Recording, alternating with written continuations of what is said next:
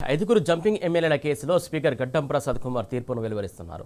అరకేపూడి గాంధీ, గూడెం మహిపాల్ రెడ్డి, తెల్ల వెంకట్రావు, బండ్ల కృష్ణమోహన్ రెడ్డి, ప్రకాష్ గౌడ్ కేసులో తీర్పు కాపీని చదువుతున్నారు. విచారణ సందర్భంగా ఐదుగురు ఎమ్మెల్యేల వాదనలు, పిటిషనర్ల వాదనలను స్పీకర్ తీర్పులో పేర్కొన్నారు. ఇరు వర్గాల లాయర్ల వాదనలు కూడా తీర్పు కాపీలో ప్రస్తావించారు. ఒక్కో ఎమ్మెల్యే తీర్పును విడివిడిగా పేర్కొన్నారు. తాను తీసుకున్న నిర్ణయానికి గల కారణాలను తీర్పు కాపీలో సభాపతి స్పష్టం చేశారు. మరోవైపు జంపింగ్ ఎమ్మెల్యేల కేసులో స్పీకర్ తీర్పు సందర్భంగా మీడియాపై ప్రభుత్వం ఆంక్షలు విధించింది. శాసనసభ ప్రాంగణంలోకి అనుమతిని నిరాకరించింది. దీంతో జర్నలిస్టులు ఆందోళనకు దిగారు. రేవంత్ సర్కారు తీరుపై తీవ్ర నిరసన వ్యక్తం చేశారు.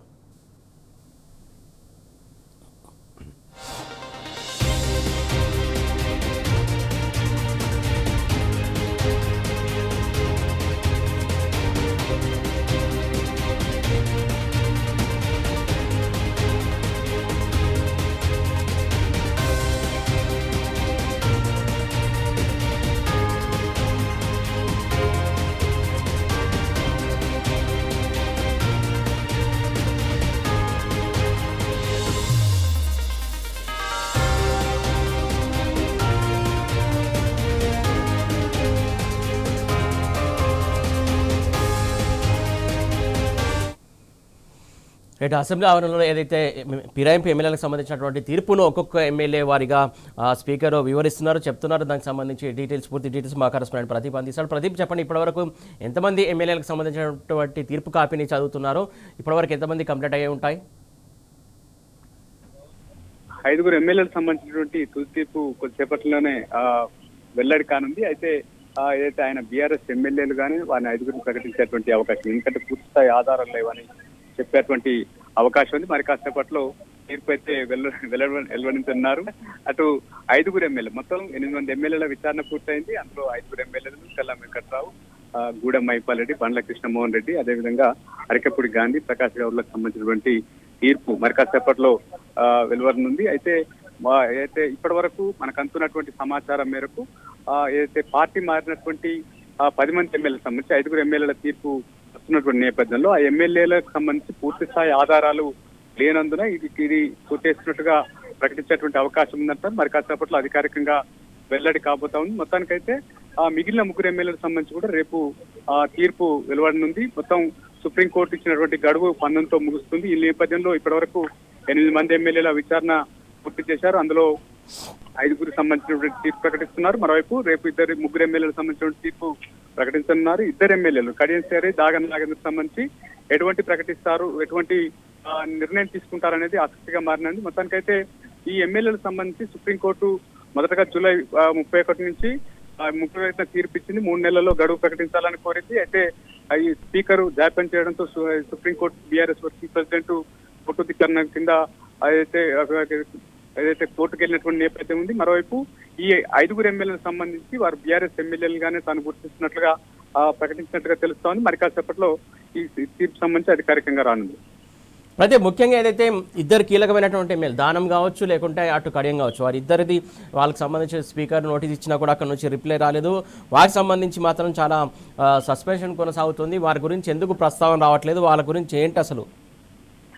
ఈ 10 మంది ఎమ్మెల్యేలు పార్టీ ఫిరాయించారు. ఆ 10 మంది ఎమ్మెల్యేలపై చర్యలు తీసుకోవాలని బీఆర్ఎస్ పిటిషనర్లు ఏదైతే స్పీకర్ను కోరారు. జాప్యం చేయడంతో కోర్టు మెట్లు ఎక్కారు. సుప్రీంకోర్టు కూడా 3 నెలల గడువు విధించింది. ఈ 10 మంది సంబంధించి డిస్క్వాలిఫికేషన్ పిటిషన్ సంబంధించి పూర్తి స్థాయి విచారణ చేపట్టి ఒక నిర్ణయం తీసుకోవాలని డెడ్ లైన్ విధించింది. అయినప్పటికీ స్పీకరు అయితే 10 మంది ఎమ్మెల్యేలకు నోటీసులు ఇచ్చారు. అందులో 8 మంది ఎమ్మెల్యేలు రిప్లై ఇచ్చారు. రిప్లై ఇచ్చినటువంటి 8 మంది ఎమ్మెల్యేలకు సంబంధించినటువంటి పిటిషనర్లు అటు ఎమ్మెల్యేలను క్రాస్ ఎగ్జామినేషన్ చేశారు. అదేవిధంగా ఓవరాల్ విచారణ కూడా స్పీకర్ చేపట్టారు. మొత్తానికి 8 మంది ఎమ్మెల్యేల విచారణ పూర్తయింది. ఇద్దరు ఎమ్మెల్యేలకు సంబంధించి రెండోసారి కూడా 8 మంది ఎమ్మెల్యేల విచారణ పూర్తయిన తర్వాత మరోసారి వారికి నోటీసులు ఇచ్చారు. నోటీసులు ఇచ్చినప్పటికీ కడియం శ్రీ వివరణ ఇచ్చేందుకు నాకు మరికొంత సమయం కావాలని స్పీకర్ ని కలిసి కోరారు. దానం నాగేందర్ ఇప్పటి వరకు మొదటిసారి ఇచ్చినటువంటి నోటీసులకు రిప్లై ఇవ్వలేదు. మరి రెండోసారి ఇచ్చినటువంటి నోటీసులకు కూడా దానం నాగేందర్ ఎటువంటి రిప్లై ఇవ్వలేదు. ఈ నేపథ్యంలో ఈ ఇద్దరు ఎమ్మెల్యేలకు సంబంధించి దానం నాగేందర్ ఆయన బీఆర్ఎస్ ఎమ్మెల్యేగా ఖైరతాబాద్ నుంచి గెలుపొందారు బీఆర్ఎస్ బీఫామ్ ద్వారా. అదేవిధంగా తిరిగి ఆయన కాంగ్రెస్ లో చేరి సికింద్రాబాద్ కాంగ్రెస్ పార్లమెంట్ అభ్యర్థిగా ఆయన పోటీ చేస్తున్నారు. స్వయంగా ఆయన ఆ కాంగ్రెస్ బీఫామ్ పై పోటీ చేసిన నేపథ్యంలో ఆయన వివరణ ఇవ్వడానికి కూడా ఏమీ లేనటువంటి చర్చ కూడా ఉంది. ఈ నేపథ్యంలో ఆయన స్వయంగా ఆయన కాంగ్రెస్ లో చేరాను అని చెప్పి ఎక్కడెక్కడ ఫ్లెక్సీలు పెడుతున్నటువంటి పరిస్థితి మనం చూస్తా ఉన్నాం.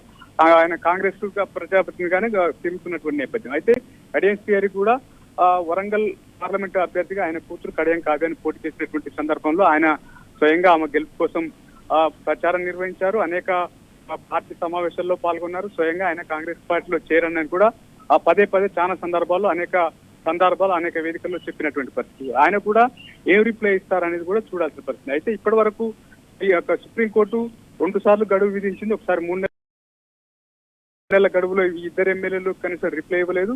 మరొక నెల గడువు ఇచ్చినటువంటి నేపథ్యంలో ఆ నెల గడువులో కూడా రేపు 19తో గడువు ముగుస్తుంది. ఈ నేపథ్యంలో ఇప్పటి వరకు వారు ఎటువంటి రిప్లై ఇవ్వలేదు. ఈ నేపథ్యంలో స్పీకర్ ఆ ఇద్దరు ఎమ్మెల్యేలకు సంబంధించి ఏం ప్రకటిస్తారు అనేది చూడాల్సిన పరిస్థితి అయితే ఉంది. అదే ముఖ్యంగా ఏదైతే ఈ తీర్పుకు సంబంధించి 3:30 కల్లా ఖచ్చితంగా అసెంబ్లీ వెబ్సైట్లో పెడతామని చెప్పేసి ముందు వార్తలు ఇచ్చారు, లేఖలు ఇచ్చారు. కాకపోతే 3:30 అయిపోయింది, ఇప్పుడు 4:20 వరకు వస్తుంది. కాకపోతే ఈ కాపీని మాత్రం ఇంకా ఆన్లైన్లో పెట్టలేదు. కాకపోతే తానే స్వయంగా స్పీకర్ చదువుతున్నారు. ఆ కాపీలను తర్వాత ఎలా ఇస్తారు ఏంటి అనేది ఎలా ఉండనున్నది? ప్రస్తుతం స్పీకర్ ఇచ్చినటువంటి షెడ్యూల్ 3:30కు అయితే తీర్పు కాపీని అప్లోడ్ చేస్తామని చెప్పి ఉన్నారు. అయితే 3:30కు స్పీకర్ వచ్చారు. ఇటు పిటిషనర్ వివేకానంద వచ్చారు. అదేవిధంగా పిటిషనర్ తరపు న్యాయవాదులు, అదేవిధంగా ఎమ్మెల్యేకి సంబంధించిన న్యాయవాదులు కూడా ఉన్నారు. ఇరు వర్గాల సమక్షంలో ఒక్కొక్క ఎమ్మెల్యేకి సంబంధించినటువంటి తీర్పు కాపీని అయితే ఆయన విడివిడిగా చదువుతున్నారు. అది చదివిన తర్వాత దాన్ని అయితే వెబ్సైట్ లో అప్లోడ్ చేసేటువంటి అవకాశం ఉందని అసెంబ్లీ వర్గాలు చెప్తా ఉంది. Thank you Pradeep.